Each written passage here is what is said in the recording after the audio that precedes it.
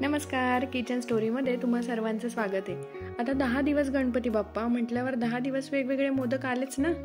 चला तर मग आज आपण बघूया मावा मोदक.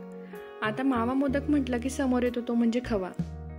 यासाठी 100 ग्रॅम खवा घेतलाय, अर्धा कप केशर घातलेलं दूध घेतलंय, पिठी साखर घेतली 1 कप आणि वेलची पूड घेतली. कढईमध्ये खवा घालून मंद गॅसवर खवा 10 मिनिटांसाठी परतवून घ्यायचा आहे. खवा व्यवस्थित परतवून घेणं फार गरजेचं आहे, तरच मोदक छान लागतात.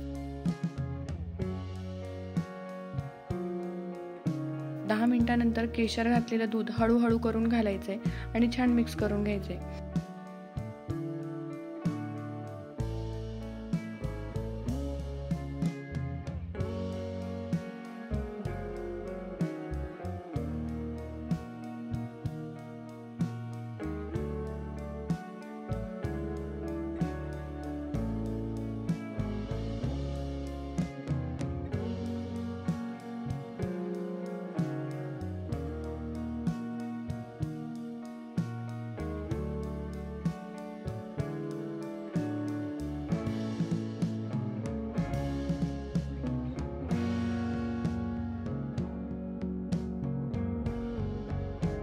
मिश्रण ताटात काढून थंड करायला ठेवायचं.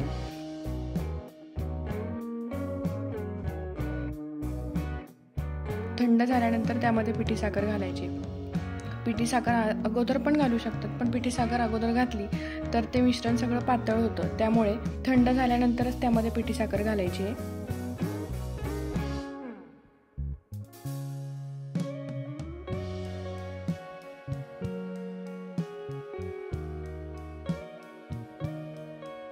वेलची पूड आणि पिठी साखर टाकल्यानंतर ते सगळं मिश्रण एकजीव करून घ्यायचंय.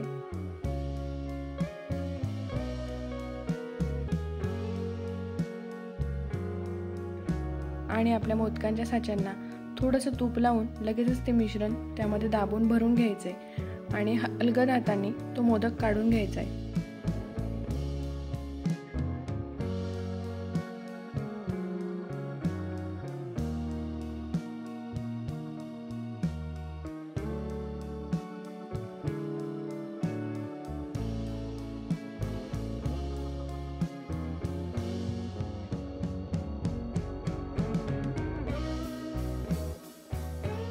आणि मग तयार आहे आपला मावा मोदक.